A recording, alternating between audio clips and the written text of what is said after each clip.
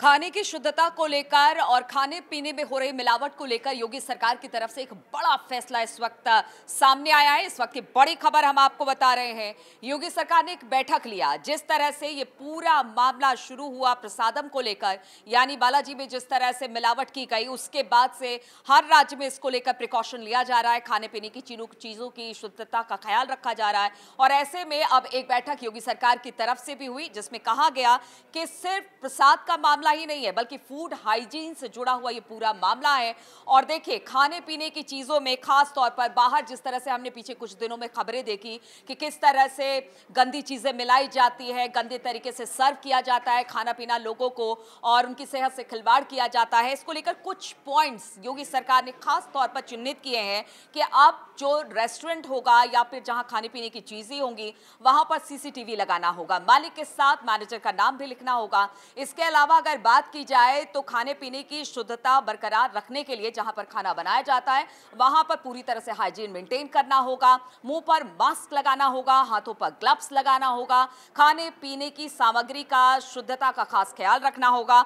और साथ ही साथ उन्होंने कहा कि जिस तरह से हमने आदेश दिया है, अगर उसका पालन नहीं होता है तो फिर सख्ती से और कड़ाई से फिर इस पर कार्रवाई की जाएगी और ये दंडात्मक कार्रवाई होगी, चाहे वो फाइन के रूप में हो या फिर सजा के तौर पर हो। ये कार्रवाई उनके खिलाफ की जाएगी। देखिए, देर आए दुरुस्त आए। भारत में अगर फूड सिक्योरिटी की बात की जाए तो अब तक यहां पर वैसे नियम नहीं है जो विदेशों में है। विदेशों में खास तौर पर खाने पीने की चीजों को लेकर बहुत ज्यादा सरकार ध्यान रखती है, उसकी हाइजीन को लेकर समय समय पर उसकी जांच होती है, क्योंकि देखिए सीधे सीधे आम लोगों से जुड़ा मामला है, उनकी सेहत से जुड़ा मामला है। इसलिए बाकी सरकार किसी तरह का कोई खतरा मोल लेना नहीं चाहती है और इसके कड़े प्रावधान है सजा को इसे लेकर। लेकिन अब धीरे धीरे भारत में भी इसको लेकर जिस तरह से पीछे कुछ दिनों में मामले सामने आए, खासतौर पर खाने पीने की चीजों में कभी कॉकरोचेस मिलना, कभी चींटियां मिलना, मेढक के पैर मिलना या फिर खाने में थूक मिलाना, इस तरह की बहुत सारे खबरें आई।